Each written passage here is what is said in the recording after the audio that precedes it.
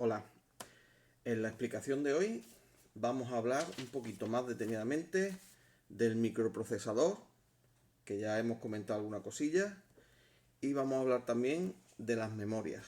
Todo esto son dispositivos de procesamiento. Vamos a empezar con el microprocesador, del cual pues ya hemos comentado alguna cosilla cuando estuvimos hablando de la placa base. Mirad, el microprocesador en sí es un circuito impreso en el cual hay colocados varios chips que realizan diferentes funciones. El chip principal que está dentro del microprocesador es la CPU, la unidad central de procesos. Sin embargo, también hay otros elementos donde, aparte de un procesador gráfico que llevan los microprocesadores modernos, del cual nos vamos a hablar, también, como podéis ver ahí en la imagen, esta es la imagen de un microprocesador. Pues también hay una zona dedicada a memoria. Esa sería la memoria caché, que hablaremos luego de ella. Mirad, en esta foto que veis ahí, es un microprocesador. Y este microprocesador tiene 4 CPUs. Es decir, 4 chips compuestos por transistores, por supuesto, como todos los chips, que se van a encargar de realizar todo tipo de operaciones con la información. Entonces, los procesadores más simples tienen una sola CPU. Sin embargo, hoy día lo normal es que al menos tengan 2 CPUs. A lo mejor suena más cuando se habla de core. Me he comprado un teléfono octacore o dual core. ¿Qué quiere decir eso? Pues quiere decir que el microprocesador tiene 2 núcleos, 2 cores, 2 CPUs, o tiene 4 CPUs, 8 CPUs, ¿de acuerdo? Entonces, hablamos de un dual core cuando tiene 2 núcleos, quad core 4 núcleos, hexacore, octacore, lo hay de más, pero lo normal en un ordenador normal que nos compremos, pues no va a tener más de 8. Bien, pues todo eso está dentro de un circuito impreso que es lo que nosotros llamamos microprocesador. Es decir, el microprocesador en realidad es un conjunto de chips con varias funciones, donde la más importante es la CPU, que es la que realiza las operaciones. ¿Qué tenemos que tener en cuenta a la hora de evaluar si un microprocesador es mejor, un microprocesador es peor? ¿Cuáles son sus características? Bien, del número de núcleos ya he hablado. Ten en cuenta una cosa, que no todos los núcleos, no todas las CPU se utilizan a la vez. Es decir, cuando el ordenador va a realizar una operación, imaginar un ordenador que tenga un microprocesador con 4 núcleos, un quad core. Pues para realizar esa única operación no utiliza los 4 núcleos a la vez, sino que utiliza uno. Cuando al ordenador, al microprocesador, se le carga de mucha tarea, de mucho trabajo, y con un solo núcleo no da abasto, pues entonces utiliza otros núcleos. Es decir, los núcleos trabajan en paralelo. Solamente se aprovechará todo el potencial de tener muchos núcleos cuando la carga de trabajo, cuando lo que se le pide al microprocesador es muy complejo. Para tareas simples, aunque tenga 6, 8 o 4 núcleos, solamente va a usar uno o va a usar dos. Y los otros, pues están ahí parados. Es decir, si vamos a utilizar un ordenador o un teléfono para tareas sencillas, para tareas simples, que es lo que usa la mayoría de la gente, no hace falta gastarme el dinero en un octacore, un hexacore, no hace falta. Obviamente es algo que vende, sobre todo a la hora de los teléfonos. Si recordáis o si miráis alguna publicidad de un teléfono, este es el Samsung no sé cuánto con un procesador octacore. Vale, sí, pero no lo vas a usar. ¿De acuerdo? O sea, tener en cuenta eso. Bien. Otra característica que tenemos que tener en cuenta a la hora de evaluar si un procesador, un microprocesador es mejor o peor. Esta sí es importante, la frecuencia de reloj. Mirad, el microprocesador realiza operaciones. Las operaciones que realiza un microprocesador son muy simples. Son operaciones matemáticas, sumas y restas, y operaciones lógicas. Es decir, es capaz de comparar si dos cosas son diferentes o si dos cosas son iguales o si una cosa es mayor que otra. Solamente sabe hacer eso. Entonces, cualquier tarea más o menos compleja que se le dé, se le haga, se le asigne al microprocesador, el sistema operativo, que ya hablaremos de él, lo que hace es hacer de una operación muy compleja, hacer muchas operaciones muy simples. Muchas, ¿cuánto es? Miles, incluso millones de operaciones simples. Entonces, si yo quiero que mi ordenador vaya rápido, a mí me interesa que la CPU que está dentro del microprocesador sea capaz de hacer muchas operaciones de estas simples muy rápidamente. Bien, pues en eso los ordenadores son expertos. Los ordenadores están especializados en hacer operaciones simples, pero a una velocidad increíble. Bueno, pues la velocidad con la que se realizan esas operaciones es lo que llamamos frecuencia de reloj. Y se mide en hercios. Un hercio quiere decir una operación por segundo. Pues bien, cualquier núcleo, cualquier CPU de un microprocesador, ¿qué velocidad de realización de operaciones es capaz de hacer? ¿Qué frecuencia de reloj funciona? Pues cualquier microprocesador moderno de un ordenador normal, pues tienen una frecuencia de reloj de entre 1 GHz y 4 GHz. Ahí está, todo. Por poner un ejemplo, ahí lo podéis ver.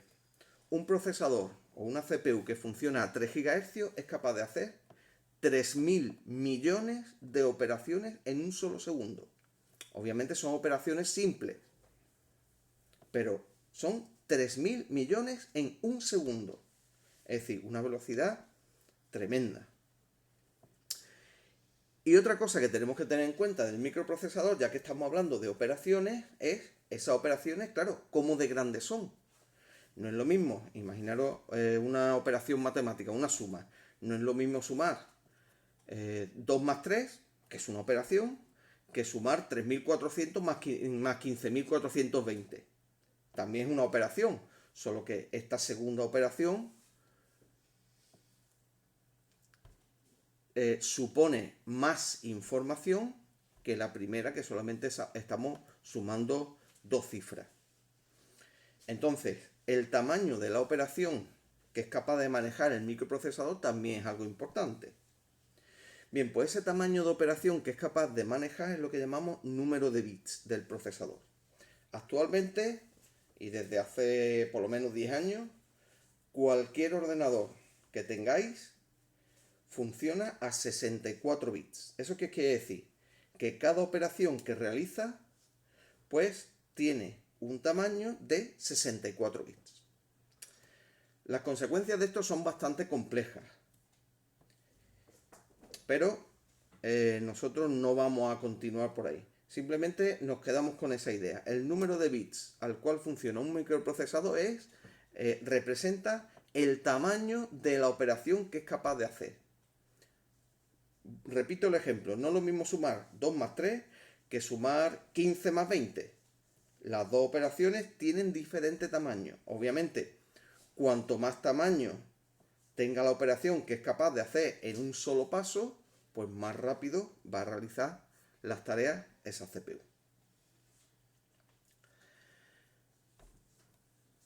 Pasamos a hablar de las memorias. Vamos a hablar en primer lugar de la memoria caché. Si recordáis de la explicación anterior de la placa base, hablé de la memoria RAM y dije pues que la memoria RAM se encarga de suministrar toda la información que necesita el microprocesador. Pero ¿qué ocurre? Que cada vez los microprocesadores son más rápidos. Y al ser tan rápido, en realizar las operaciones, la memoria RAM es incapaz de suministrarle la información a tanta velocidad. Es decir, a mí de nada me sirve que un microprocesador me realice 3.000 millones de operaciones en un solo segundo si la información que necesita para realizar esas operaciones le llega muy despacio. ¿De acuerdo? Esa sería la idea. Entonces a alguien se le ocurrió, bueno, pues vamos a poner una memoria, aparte de la memoria RAM, vamos a poner alguna memoria que sea de muy rápido acceso. Pues esta memoria es la memoria caché. ¿Y por qué es de muy rápido acceso? Pues porque están montadas dentro del microprocesador.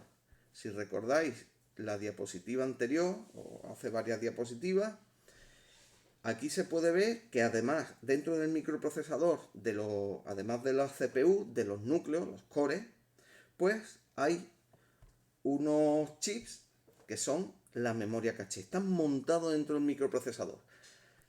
Al estar montados dentro del microprocesador, la velocidad con la que le suministra esta memoria la información a los núcleos, a la CPU, es muy elevada. Por lo tanto, el núcleo, la CPU, puede trabajar a su máxima velocidad. Hay varios tipos de memoria caché, más rápida, menos rápida, en más cantidad o menos cantidad. Tenemos memorias caché de nivel 1, nivel 2, nivel 3. El cómo funciona y cuáles son las diferencias no vamos a entrar. Pero que sepamos, la idea es que estas memorias están construidas dentro del chip del microprocesador. Y estas memorias son difíciles de fabricar. Son, por lo tanto, memorias caras. Tienen elevado precio. ¿Esto qué quiere decir? ¿En qué se va a traducir? Pues se va a traducir en que cuanto más memoria caché tenga el microprocesador, más rápido, en el momento en que tenga que hacer muchas operaciones complejas, las va a hacer más rápidamente, pero cuando me lo voy a comprar voy a tener que pagar más dinero. El microprocesador es más caro. De hecho, nos podemos encontrar que cada marca tiene varios tipos de microprocesadores y a lo mejor encuentro que me voy a comprar un ordenador que monta un Intel i3 a 3 GHz y otro que monta un Intel i7 también a 3 GHz. Entonces, si tienen la misma frecuencia de reloj, ¿cómo uno vale a lo mejor el doble que otro? Pues simplemente porque lleva mucha más memoria RAM, memoria caché. Es decir, la memoria caché encarece bastante el microprocesador. Cuanto más memoria caché tenga, más caro va a ser el microprocesador, pero también va a funcionar más rápidamente. Si os fijáis, la cantidad de datos que caben en una memoria caché es pequeña. En una caché de nivel 1, pues son 256 kilobytes. Mientras que la que más tiene, que es la de nivel 3, pues anda entre los 4 y los 64 megabytes. Esto es poca cantidad. Entonces, claro, al ser poca cantidad, ¿qué es lo que va a guardar ahí? ¿Qué es lo que se va a almacenar ahí? Pues todos los datos que el microprocesador vaya a utilizar de forma continua, que vaya a usar muchas veces, de forma muy repetitiva, para no tener que ir cogiéndolo de la memoria RAM.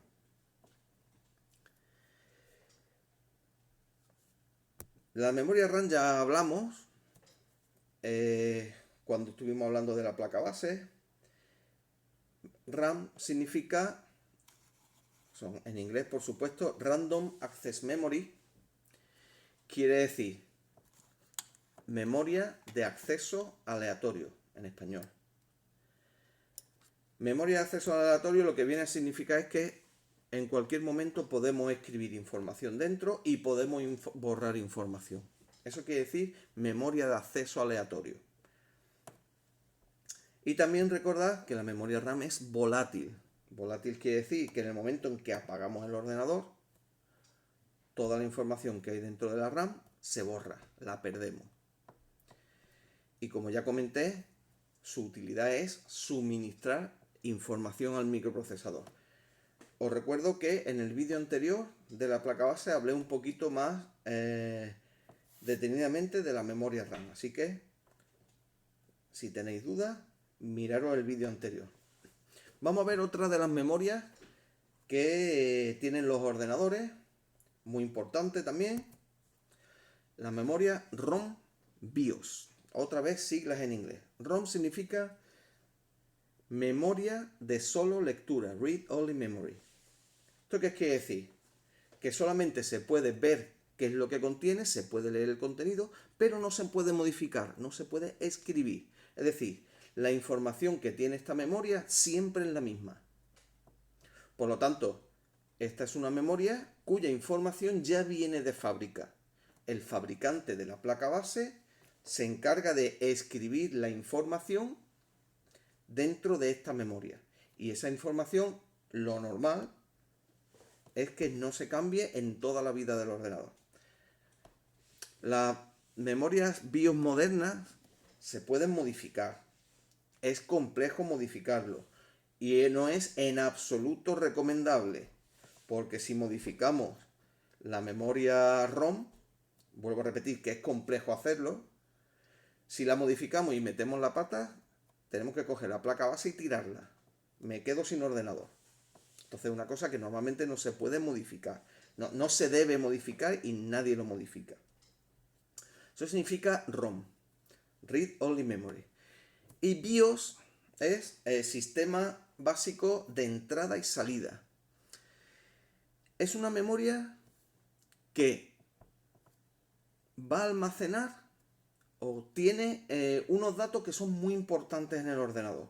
Pensad, cuando el ordenador está apagado, la memoria RAM está vacía y el microprocesador que toma la información de la memoria RAM no tiene quien le suministre información. Entonces, en el momento que nosotros le damos al botón de encender el ordenador, debe haber alguna memoria que se encargue de decirle al microprocesador qué es lo que tiene que hacer para poner en marcha todo el ordenador. Pues bien, esas instrucciones, que son las instrucciones de arranque, en inglés el boot, esas instrucciones de qué tiene que hacer el microprocesador para poner en funcionamiento el ordenador, pues es lo que almacena esta memoria ROM BIOS. Obviamente esa información siempre es la misma. El ordenador siempre va a arrancar haciendo el mismo protocolo. ¿Cuándo hace esto el ordenador? Pues en cuanto le damos al botón. Fijaros en esas dos imágenes con la pantalla de fondo negro. Todos conocéis cuando arrancamos el ordenador, eso es lo primero que sale. El fondo negro algunas veces es azul, lo normal es que sea negro. Bueno, pues todo eso que se ve reflejado en ese texto en color blanco es todo lo que va haciendo la información que está incluida en la memoria ROM BIOS. Toda la información para el arranque del ordenador. Y otra cosa que también está en la memoria ROM BIOS es un pequeño programita que se llama Setup. Este Setup es un programita para modificar la configuración del ordenador. Con este programita podemos controlar cómo va a arrancar el ordenador. Claro, si esto se puede controlar, es decir, yo puedo hacer cambios, por ejemplo, puedo hacer que cuando arranque el ordenador busque el sistema operativo en la unidad de disco duro, que es lo normal, o puedo hacer que primero, antes de buscar en la unidad de disco duro, pues busque en una unidad USB, en un pendrive, por ejemplo. Es decir, puedo cambiar el orden de búsqueda. Entonces, claro, esa información no puede estar dentro de la memoria ROM BIOS, puesto que esa información que yo puedo cambiar no se puede almacenar en una memoria de tipo ROM, de solo lectura.